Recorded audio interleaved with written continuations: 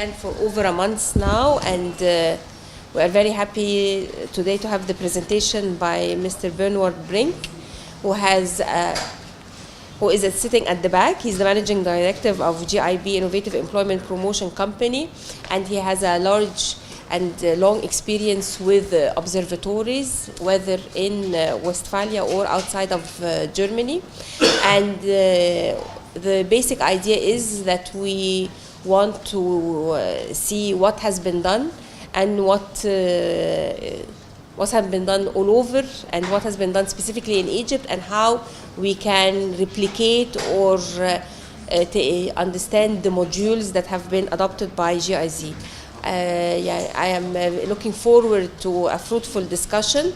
And basically, like Dr. Layla taught us in labor economics, there is a mismatch between the demand and supply sides. So this is exactly what they are trying to figure out, how they can reduce and how they can help. And they have a large list of stakeholders that are always working with them, which is always a very good sign that people are on board.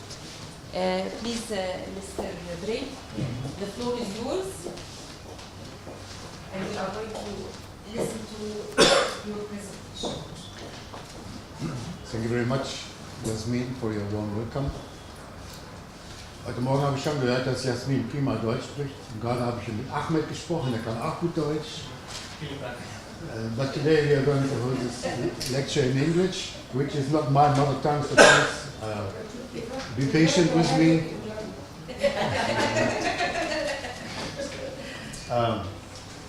So we are going to talk about prospect experience. For me, it's really an honor to be at Cairo University, such a famous institute, being here in the Center for Economic and Financial Research and Studies. So, the prospect experience. This is my very short agenda. First, I would like to show you some slides, I guess 3 or 4 slides only, about the general understanding of prospect. Prospect translated to be a dialogue-oriented labor market observation. This dialogue, this will come up again and again. Second point on the agenda is how to organize prospect. And I will show you one example from Germany, and then we will talk about the experience in 6th of October City and in Salat City so far, which are 2 prospect examples which have taken place already and which are quite successful.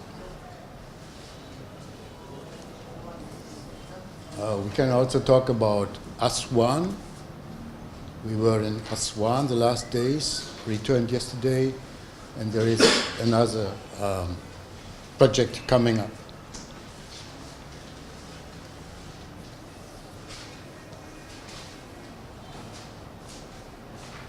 Okay, can we do so?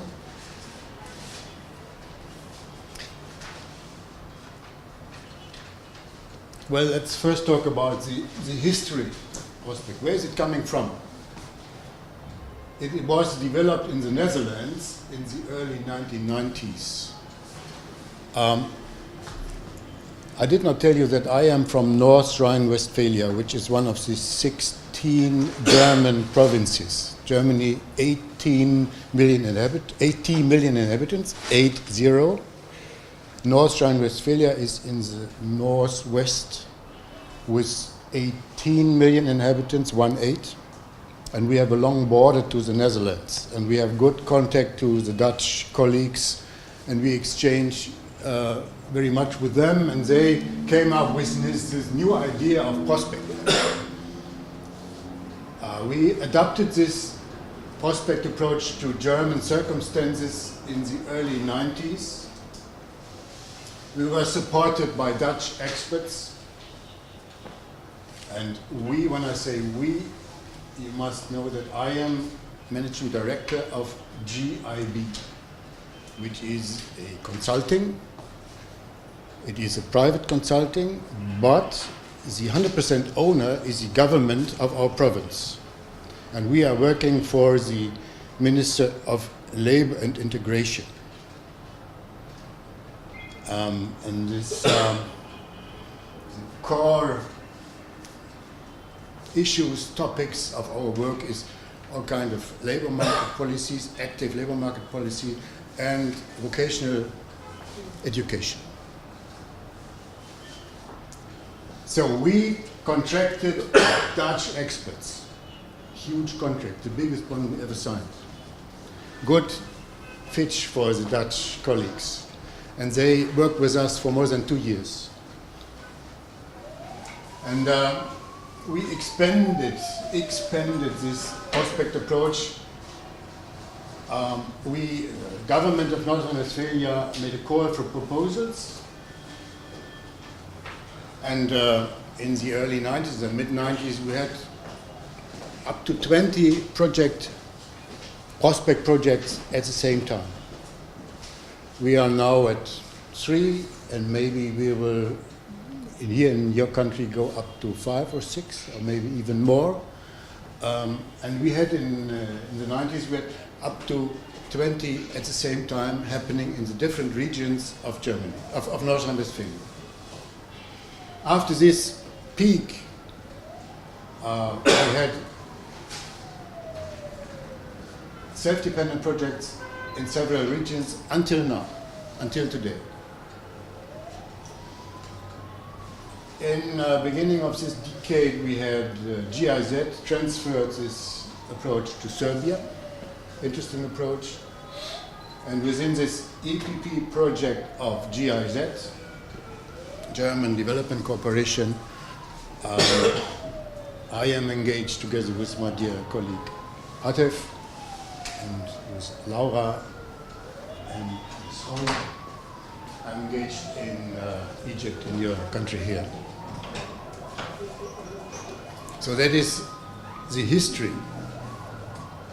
Options for other regions here in your country, as I mentioned, in Aswan and maybe in other regions too.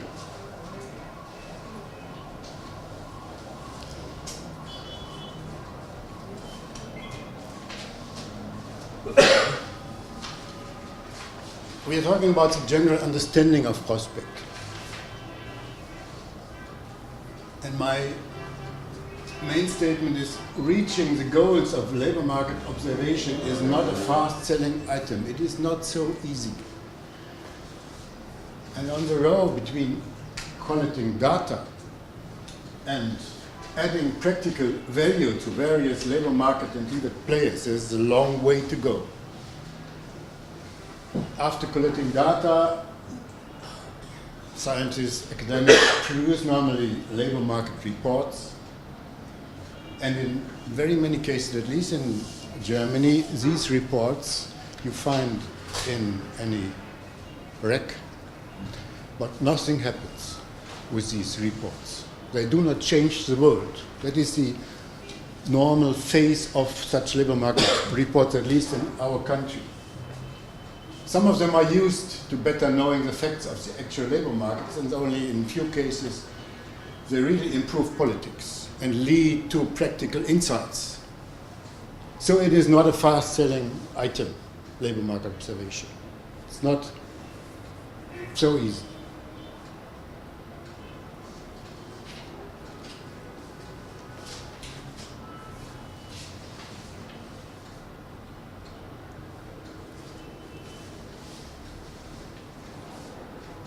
So the idea behind prospect is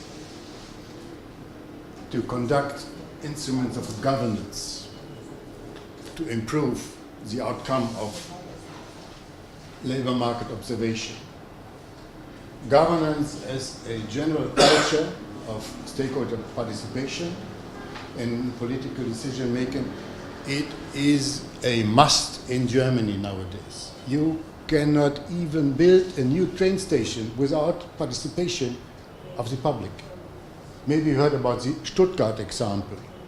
Stuttgart is a city in the south of Germany where a huge train station should be built underground. A big investment. but people were not participated in the city, and they rejected. And this station has not been built until today. So this is German way of thinking. You need to get the people involved if you want to reach and go.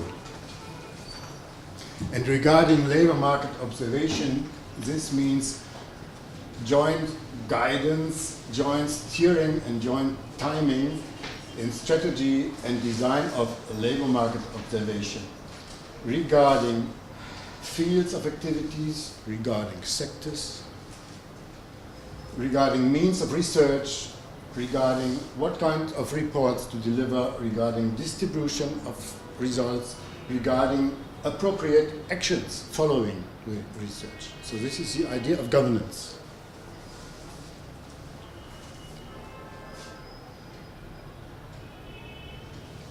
And finally, one last slide regarding this general perception of governance. Stakeholders are in the middle of all activities. And the whole process has to be driven by a culture of participation, of invitation. Has to include an ongoing dialogue and feedback, all kinds of feedback loops. Has to be transparent and open, and has to proceed step by step. I come to that.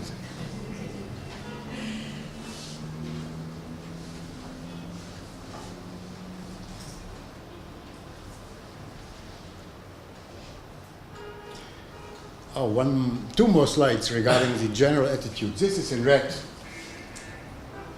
and we come to the green afterwards. So, red light towards this picture of an external observer. This is typical academic being outside the field regarding what is happening but not being in contact.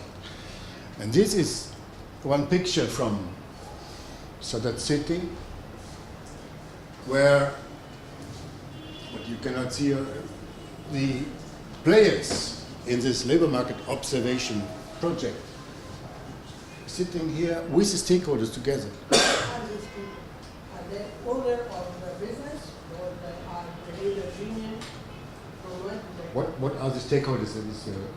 Do I mean with stakeholders? No, I'm asking about this. Yeah. The specifics. These are members of the Employers Association or Investors Association in Sadat City. These are representatives from different ministries. MOM was represented, Ministry of Education was represented, and from training providing institutions. There was one from a union, and Artef helped me, who was there. Different company owners were there. Many company owners, members of the Sadat City Investor Association, chairman of Sadat City Investor Association, the Ministry of Education at the regional level and at local level, school director there. So many people, public employment service offices there were represented, and the head of the municipal government. It was part of the process actually to present to them what they will have done. We shall see it. You think faster than I can present. So that is the general attitude, being in the field. So now we come to the question how to organize.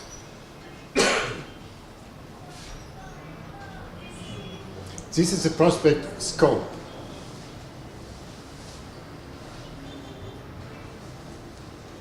We are dealing regional level.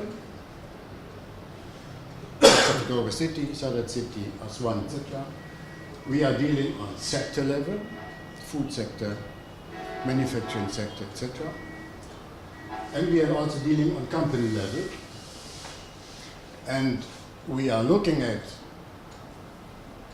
the demand side, the supply side of the labor market, and in the middle, the training and matching sector. And because there are a lot of information in each slide, and we have a very bad memory. so we'll not be able to postpone the discussion until the end. Do you allow us to start just questioning some issues? So, can you start before the experience of Germany? When you finish it before the experience of Germany, at least to know the objective, what has been done until now, and what is left to be done. Because when you talk about the sector, you mentioned the food sector. So you're talking about your scope is the manufacturing industry, or you're going to include the tourism or the agriculture or the construction? Which are relevant. And they interact strongly. In Germany, it was our task, GIB, you remember, to support the different regional activities. Here in your country, it is so far, it is GIZ supporting these regional activities. These actors have to organize a transfer to all relevant labor market and TVET players.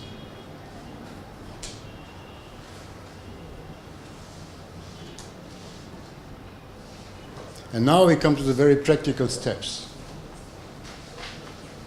And these are 8 steps.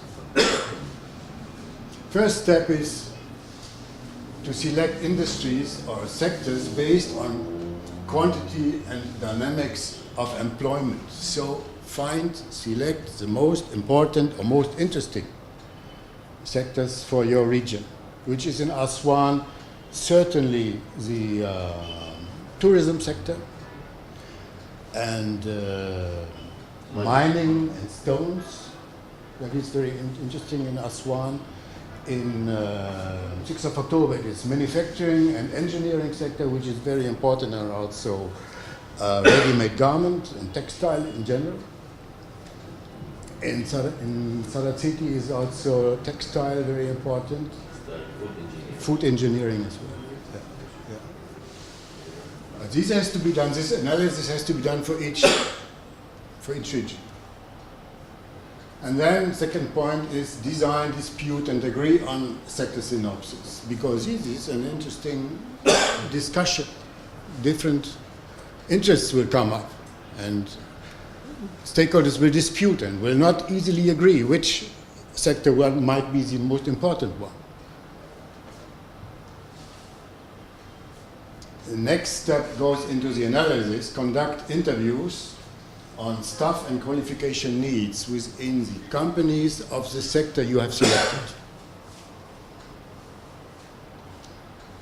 To go deeper, you address personally those companies expressing further demand and identify staff needs more precisely. This step in Germany is done by telephone interviews, which was not feasible here in your country. In Egypt, telephone interviews are not feasible. This is what I had to learn, because people would not give trustful information on the telephone. So you need to conduct this step already by individual interviews.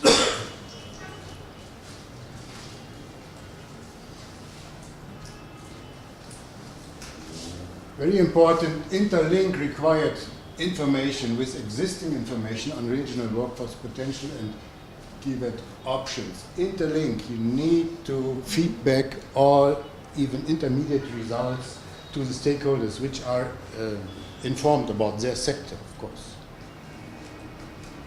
And on this basis, revise the sector synopsis and also compare with other regions. What is common between Sarat City and 6th of October City? Some relevant facts are common, but others are really differ between these two. And then, on this basis, develop proposals for future TVET and labor market policies. And finally, get stakeholders engaged in an ongoing dialogue and develop strategies for solving employment problems. We discussed with Ms. Yasmin this morning already shortly what are practical examples in the regions that we have dealing with so far. One I have in mind was the development of a new curriculum for a profession that was in food processing. Specialism for the Yeah. It came out with all these steps that a profession was missing. And now they are preparing a vocational education for this profession. This is just one example. If you have another one? We have the training for employment for the two sectors, also in the Salat City, in 6 October City. We have employment of the disabled people in Salat City. There was another project. There was another project for establishing an employment office in 6 October Investor Association in cooperation with National Employment Bank, which is ongoing as well. So there are actually 10 interventions identified from the two surveys in Salat City and 6 October.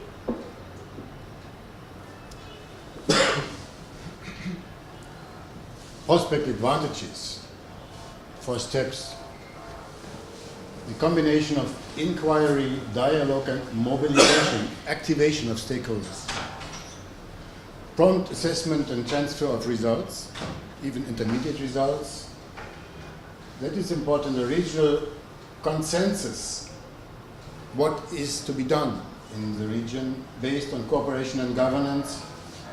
And finally, support for actions from local stakeholders based on high quality of connectedness and networking. So you bring these relevant actors together.